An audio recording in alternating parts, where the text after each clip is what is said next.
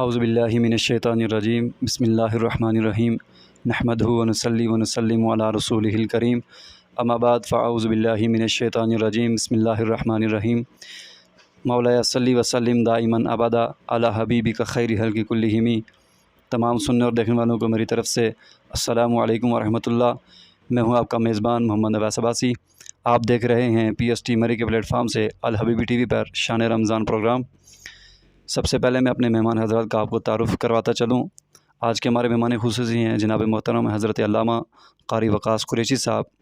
اور ان کے ساتھ تلاوت کلام الہی کے لیے موجود ہیں ہمارے ساتھ جناب حافظ ولید صاحب، اور نن نعت خان جناب معیز عباسی بھی موجود ہیں۔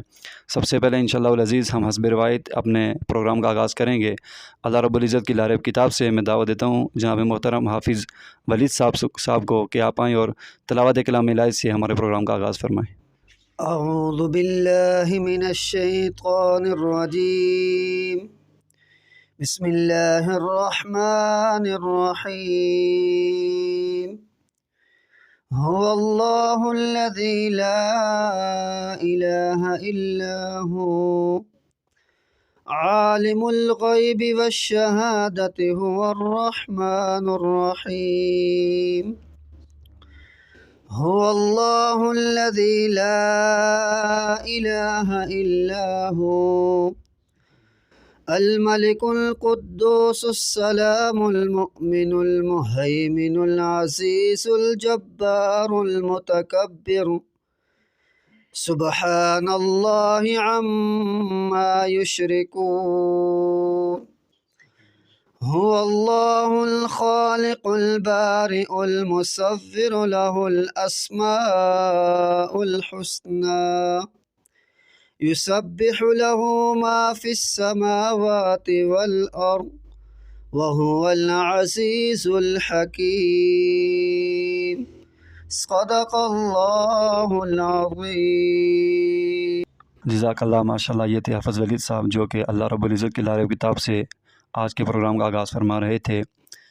اس کے بعد میں نعت رسول مقبول صلی اللہ علیہ وآلہ وسلم کے لیے دعوت دیتا ہوں ہمارے ننھے ثنا خان معیز عباسی کو۔ آپ آئیں اور ہدیہ نعت پیش فرمائیں۔ صلی اللہ علیہ یا رسول اللہ وسلم علیک یا حبیب اللہ صلی اللہ علیک یا رسول اللہ وسلم علیک یا حبیب اللہ۔ میری بات بن گئی ہے، میری بات بن گئی ہے، آقا تیری بات کرتے کرتے میری بات بن گئی ہے، تیری بات کرتے کرتے تیرے شہر میں آؤں، تیرے شہر میں آؤں، تیری نعت پڑھتے پڑھتے میری بات بن گئی ہے، تیرے عشق کی بدولت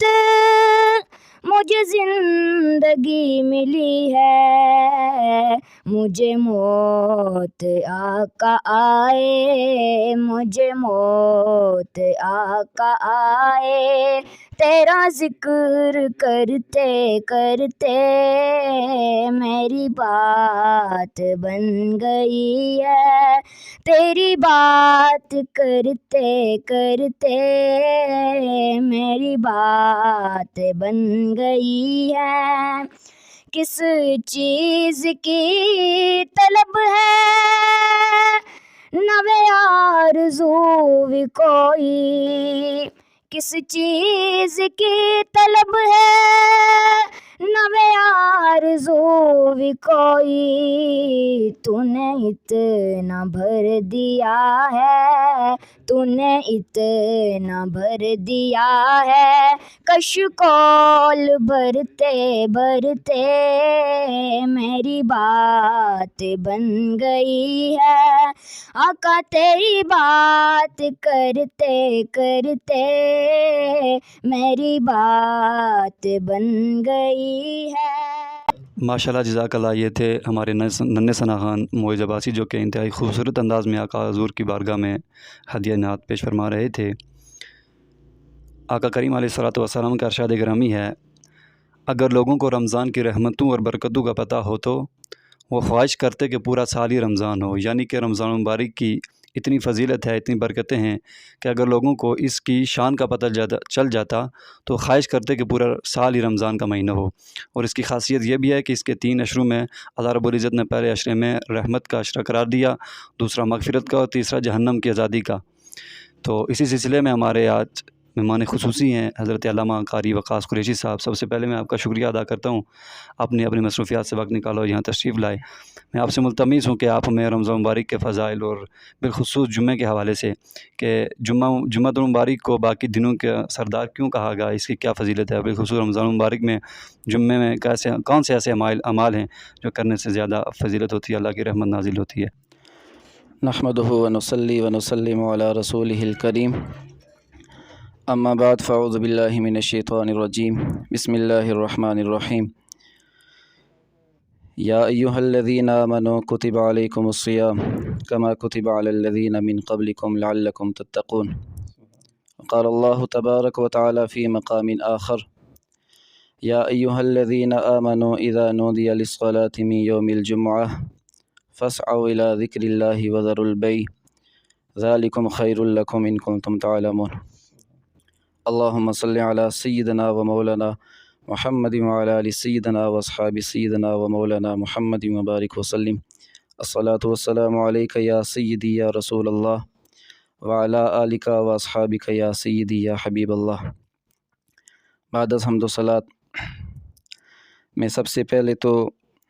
آپ تمام احباب جو بالخصوص اویس صاحب اور بھائی حبیب صاحب اور ریل خان قادری صاحب، آپ کا میں تہہ دل سے شکر گزار ہوں کہ آپ نے مجھے اس نیک کام میں شریک کیا اور آپ نے یہ نیک کام یہاں پر شروع کیا۔ اللہ کریم آپ کو اس کا اجر عطا فرمائے۔ جتنے بھی احباب سنیں گے یا دیکھیں گے اور اس سے سبق حاصل کریں گے، اس کے اوپر عمل کریں گے، اگر کسی ایک شخص نے بھی آپ کے اس نیک کام کی وجہ سے کسی بات پر عمل کر لیا اور اپنی دنیا اور آخرت سنوار لی، تو میں یقین کے ساتھ کہہ سکتا ہوں کہ اللہ کریم آپ کو بھی اس کا اجر عطا فرمائیں گے اور آپ کا بھی بیڑا پار ہو جائے گا۔ جتنے بھی احباب دیکھ رہے ہیں اور سن رہے ہیں، ماہ رمضان المبارک کا پہلا عشرہ جاری ہے، اور جیسا کہ آپ نے اویس بھائی سے بھی سنا حضور علیہ الصلوۃ والسلام کی حدیث کہ اس کا پہلا عشرہ رحمت، اولہ رحمت ووسطہ مغفرۃ وآخرہ عتق من النار، کہ پہلا عشرہ رحمت اور دوسرا عشرہ مغفرت اور تیسرا عشرہ جہنم سے آزادی کا عشرہ ہے۔ تو حضور علیہ الصلوۃ والسلام نے اس ماہ رمضان کے پہلے عشرے کے متعلق یہ فرمایا کہ پہلا عشرہ رحمت ہے، اور اس کی دعا بھی ہمیں بتلائی کہ ربی غفر وارحم وانت خیر الراحمین، کہ اے اللہ ربی غفر، ہمیں بخش دے، ورحم اور رحم فرما، وانت خیر الراحمین، تو سب سے زیادہ رحم فرمانے والا ہے۔ اب یہ جو ماہ رمضان المبارک ہے، اس کی فضیلت اور اس کی برکت کیا ہے کہ حضور علیہ الصلوۃ والسلام کی حدیث پاک ہے کہ یہ جو دن ہے، دن کو بندہ روزہ رکھتا ہے اور رات کو قیام کرتا ہے، اس حوالے سے فرمایا من صام رمضان وقامہ ایمانا واحتسابا غفر له ما تقدم من ذنبی، کہ جس شخص نے دن کو رمضان کا روزہ رکھا اور رات کو قیام کیا چاہے وہ قیام صرف نماز تراویح کی حالت میں ہو یا پھر پوری رات قیام ہو، کیونکہ حضور علیہ الصلاۃ والسلام کا جو عمل مبارک تھا بالخصوص شعبان کی راتوں میں حضور علیہ الصلاۃ والسلام اللہ کا شکر بجا لانے کے لیے پوری رات اللہ کی عبادت کرتے تھے، یہاں تک کہ حضرت عائشہ صدیقہ رضی اللہ تعالی عنہ فرماتی ہیں کہ کریم آقا علیہ الصلاۃ والسلام اگر قیام کرتے تو آپ کا قیام اتنا لمبا ہو جاتا کہ قیام کی حالت میں ہی فجر کی اذان ہو جاتی، اور اگر رکوع میں جاتے یا سجدے کی حالت میں جاتے تو اتنا لمبا سجدہ کرتے کہ فجر کی اذان شروع ہو جاتی۔ تو میں عرض کرتی اللہ کے رسول صلی اللہ علیہ وسلم آپ اپنے آپ کو اتنی مشکل میں کیوں ڈالتے ہیں، اس کی وجہ کیا ہے؟ حالانکہ قد غفر اللہ لک من ذنبک وما تأخر، اللہ نے آپ کے صدقے آپ کے پچھلوں کے گناہوں کو بھی معاف کر دیا اور آپ کے اگلوں کے گناہوں کو بھی معاف کر دیا، تو پھر آپ اتنا زیادہ کیوں اپنے آپ کو تھکاتے ہیں؟ تو حضور علیہ الصلاۃ والسلام میں جواب نے ارشاد فرمایا کہ عائشہ، اللہ کریم نے مجھ پر بے شمار احسانات کیے، مجھے سب سے پہلے یہ کہ تمام انبیاء کا سردار بنایا، مجھے امام الانبیاء بنایا، میرے اوپر اللہ نے اپنی ہر طرح کے رحمتوں کے دروازے کھولے، میرے صدقے اللہ میری ساری امت کو معاف فرمائے گا۔ اس کے علاوہ بہت سارے اللہ کے احسانات ہیں، تو فرمایا افلا اکون عبدا شکورا، کہ عائشہ کیا میں اللہ کا شکر گزار بندہ نہ بن جاؤں کہ اس نے اب مجھے بخش دیا، میرے صدقے میرے پہلوں کے اور میرے بعد والوں کے گناہوں کو معاف کر دیا، تو کیا میں اب چپ کر کے بیٹھ جاؤں، اللہ کا شکر ادا نہ کروں؟ تو عرض کرنے کا مطلب یہ ہے کہ میں عرض کر رہا تھا کہ حضور نے فرمایا کہ من صام رمضان وقومہ ایمانا واحتسابا غفر له ما تقدم من ذنبہ، کہ دن کو روزہ رکھا اور رات کو اس نے قیام کیا تو اس کے پچھلے سارے گناہوں کو معاف کر دیا جائے گا۔ یہاں پر میں یہ بھی عرض کرتا چلوں کہ جہاں کہیں بھی حدیث کے اندر کسی نیک کام کی وجہ سے گناہوں کی بخشش کے جو ہمیں فضائل بیان کیے جاتے ہیں یا ہمیں بتایا جاتا ہے تو اس سے مراد صغیرہ گناہ ہوتے ہیں، کہ اس کے جو صغیرہ گناہ ہوتے ہیں وہ ان نیک کاموں کی وجہ سے معاف ہوتے ہیں، جبکہ جو کبیرہ گناہ ہوتے ہیں وہ صرف اور صرف توبہ کرنے کی وجہ سے، اگر ان کا تعلق اللہ کی ذات کے ساتھ ہے تو پھر اللہ سے معافی مانگنے سے وہ گناہ معاف ہوتے ہیں، اور اگر ان کا تعلق حقوق العباد کے ساتھ ہے، بندوں کے ساتھ ان کبیرہ گناہوں کا تعلق ہے، جیسے کسی کا مال کھا لیا، جیسے کسی کو ناحق قتل کر دیا یا کوئی اور اس طرح، تو جب تک اس بندے سے معافی نہیں مانگی جائے گی اللہ اس وقت تک اس کبیرہ گناہ کو معاف نہیں کرے گا۔ تو جو پہلے بات ہو رہی تھی وہ یہ کہ رمضان کے دنوں کے اندر روزہ اور رات کو قیام، تو اللہ اس کی وجہ سے سارے گناہوں کو معاف کر دے گا۔ اب یہ رمضان المبارک اللہ نے ہمیں کیوں عطا فرمایا؟ اس وجہ سے کہ اللہ کریم غفور الرحیم ہے۔ اللہ کی یہ جو رحیم، یہ جو صفاتی نام ہے، یہ جو اللہ کی صفت ہے کہ اللہ اپنے بندوں پر رحم کرنے والا ہے، تو اللہ چاہتا ہے کہ سارا سال میرے بندے میری بارگاہ کے باغی رہتے ہیں، گناہوں میں لت پت رہتے ہیں، دنیاوی معاملات کے اندر حلال حرام کی تمیز نہیں کرتے، تو اب میں انہیں رمضان عطا کروں، ان کی فضیلت انہیں اپنے محبوب علیہ الصلاۃ والسلام کے زبانی بتاؤں کہ کسی وجہ سے یہ میری بارگاہ میں آ جائیں، ایک بار یہ میری بارگاہ میں آ جائیں، میری بارگاہ میں یہ ندامت کا ایک آنسو بہا دیں، میں ان کی زندگی کے سارے گناہوں کو معاف کر دوں گا۔ پھر میں یہ نہیں دیکھوں گا کہ ان کے گناہ کتنے زیادہ ہیں، اگر زمین کے ذرات سے زیادہ، آسمان کے ستاروں سے زیادہ ان کے گناہ ہیں، زمین و آسمان کے درمیان جتنی بھی یہ خلا ہے، یہ چیزیں ہیں، سب اس شخص کے گناہوں سے یہ پر ہو جائیں اور وہ شخص ایک دفعہ ندامت سے اللہ سے معافی مانگے تو اللہ فرماتا ہے میں اس کے سارے گناہوں کو معاف کر دوں گا۔ اس لیے کہ اللہ نے اپنے محبوب کی زبانی ہمیں بتایا، قل یا عبادی الذین اسرفوا علی انفسہم لا تقنطوا من رحمت اللہ، کہ اے محبوب میرے بندوں سے فرما دیجئے کہ جنہوں نے اپنی جانوں پر ظلم کر لیا، یعنی بہت زیادہ گناہ کر لیے، تو وہ اللہ کی رحمت سے مایوس نہ ہوں۔ ان اللہ یغفر الذنوب جمیعا، اس لیے کہ اللہ کریم سارے گناہوں کو معاف کر دیتا ہے، انہ هو الغفور الرحیم۔ یہاں پر بھی اللہ نے آخر میں یہ جو حضور اللہ کی صفت رحیمیت ہے، اللہ نے اس کو بیان فرمایا کہ اللہ بخشنے والا ہے اور ہمیشہ رحم فرمانے والا ہے۔ تو یہ جو رمضان کا مہینہ اللہ کتنا فضل فرماتے ہیں، حضور نے فرمایا اللہ شیطان کو بھی بند کر دیتے ہیں، حالانکہ جب شیطان کو اللہ نے دھتکار کے نکال دیا تو شیطان نے اللہ سے یہ مہلت مانگی کہ مجھے مجھے قیامت تک مہلت دے، میری زندگی کی مجھے مہلت دے کہ میں تیرے بندوں کو ہمیشہ ورغلاتا رہوں گا۔ اللہ نے فرمایا ٹھیک ہے، میں تجھے مہلت دیتا ہوں قیامت تک۔ پھر اللہ نے ساتھ یہ بھی فرمایا کہ لَأَمْلَأَنَّ جَهَنَّمَ مِنْكَ وَمِمَّنْ تَبِعَكَ مِنْهُمْ أَجْمَعِينَ، کہ میں تیرے سے بھی اور تیری جو بھی پیروی کریں گے ان سے میں جہنم کو بھر دوں گا۔ جو تیری فرما برداری کرے گا، تیرے راہ پہ چلے گا، تیرے نقش قدم پہ چلے گا، میں تیرے ساتھ اور اس کے ساتھ جہنم کو بھر دوں گا۔ میرے اور بندے بہت ہیں جو میری عبادت کریں گے، جو میری حمد و ثنا کرتے رہیں گے، جو میرے محبوب کے ساتھ محبت کریں گے۔ تو اس کے باوجود اللہ کریم اپنے بندوں کو بخشنے کے لیے، زیادہ سے زیادہ جنت میں بھیجنے کے لیے اس ماہ رمضان کے اندر شیطان کو بھی اللہ بند کر دیتا ہے۔ حضور نے فرمایا کہ اذا دخل رمضان، حضور کی حدیث ہے کہ جب رمضان کا مہینہ شروع ہو جاتا ہے، رمضان داخل ہو جاتا ہے، فتحت ابواب الجنتی، اللہ کریم سارے جنت کے دروازوں کو کھول دیتا ہے، جنت کے دروازوں کو کھول دیا جاتا ہے۔ اس کے بعد حضور نے فرمایا کہ وغلقت ابواب جہنم، اور جہنم کے سارے دروازوں کو بند کر دیا جاتا ہے، وسلسلت الشیاطین، اور شیاطین کو بھی قید کر دیا جاتا ہے، تاکہ میرے بندے شیطان کے مکر و فریب کے اندر نہ آئیں، شیطان کی چالوں سے بچ کر زیادہ سے زیادہ میری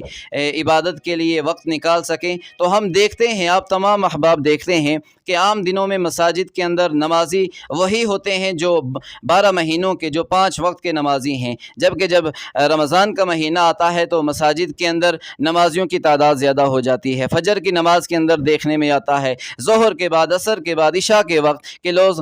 مسجد کے اندر قرآن حکیم کی تلاوت کرتے ہیں، ذکر اذکار کرتے ہیں۔ اس کی وجہ کیا ہے؟ اس کی وجہ یہی ہے کہ شیطان بند ہوتا ہے، انہیں کسی اور کام سے دلچسپی نہیں ہوتی، زیادہ سے زیادہ اللہ کی بارگاہ میں آتے ہیں۔ اور اتنی اللہ کریم نے ماہ رمضان ہمیں عطا فرما کر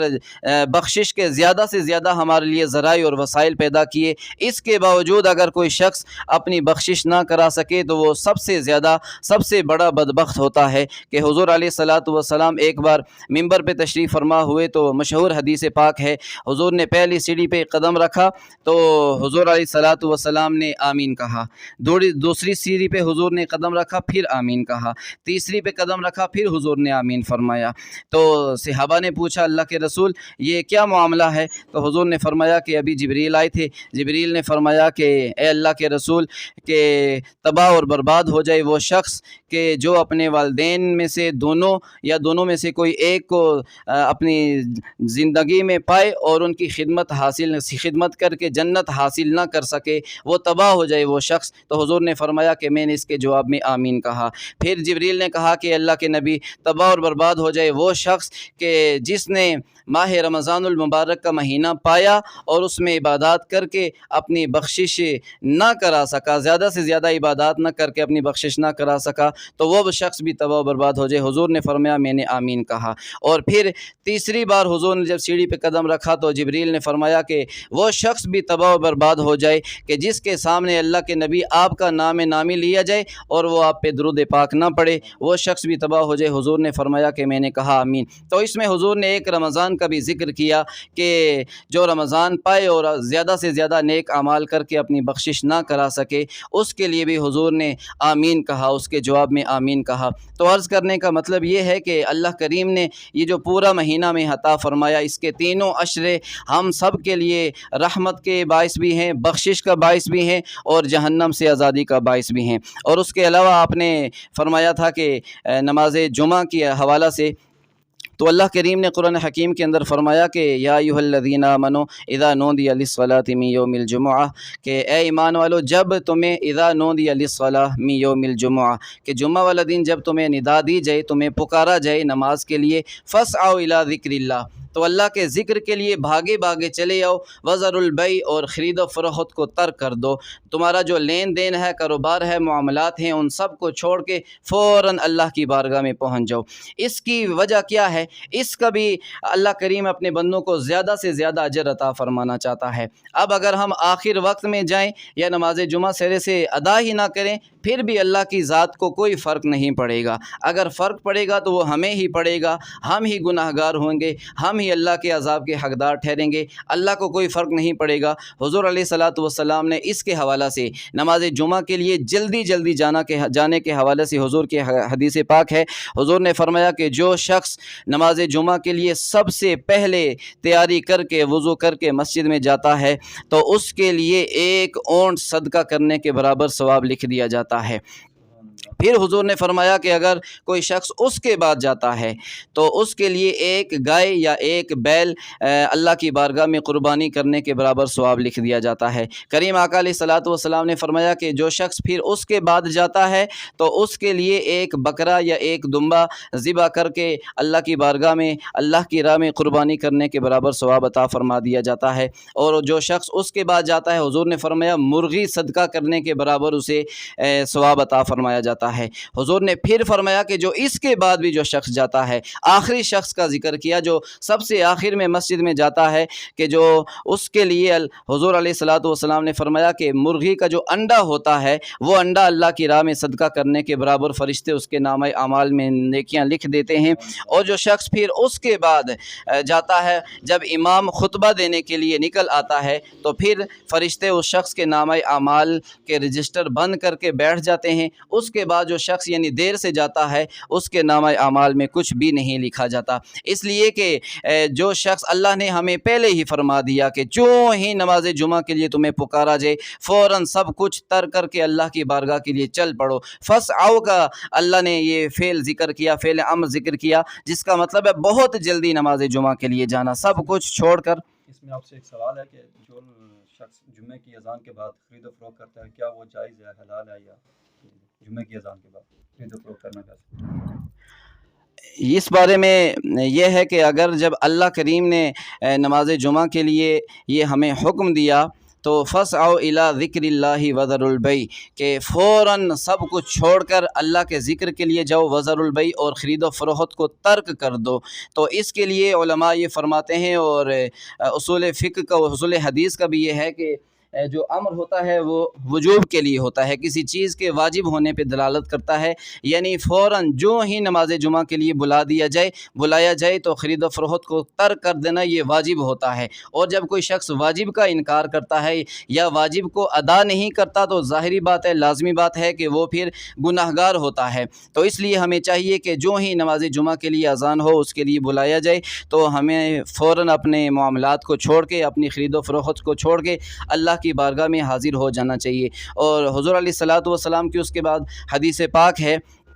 کہ جب کوئی شخص جمعہ کے لیے جاتا ہے، اپنے گھر سے تیاری کر کے تیار ہو کے نماز جمعہ کے لیے جاتا ہے تو اس جمعہ اور اس کے بعد جو آنے والا جمعہ ہے، ایک ہفتے کے اس کے جو صغیرہ گناہ ہوتے ہیں اللہ کریم اس کی نماز جمعہ کے صدقے سے اس کے سارے صغیرہ گناہوں کو معاف کر دیتا ہے۔ تو یہ نماز جمعہ کی زیادہ فضیلت ہے۔ اللہ کریم کی بارگاہ میں دعا ہے مالک ارض و سما ہمیں ان باتوں کے اوپر عمل کرنے کی توفیق عطا فرمائے۔ میں آپ احباب کا، آپ بھائیوں کا شکر گزار ہوں کہ آپ نے مجھے یہاں پر موقع دیا۔ اللہ نے چاہا تو پھر سے دوبارہ سے آپ کی خدمت میں حاضر ہوا کروں گا۔ وما علیہ الا البلاغ۔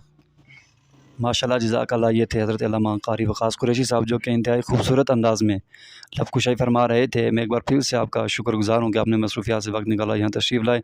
دعا ہے اللہ رب العزت آپ نے جو فرمایا، جو کہا سنا، اس پر عمل پیرا ہونے کی توفیق عطا فرمائے، اور اللہ رب العزت ہمیں ماہ رمضان کی زیادہ سے زیادہ برکتیں اور رحمتیں سمیٹنے کی توفیق عطا فرمائے۔ اپنے میزبان عباس عباسی کو اجازت دیجیے۔ اللہ حافظ۔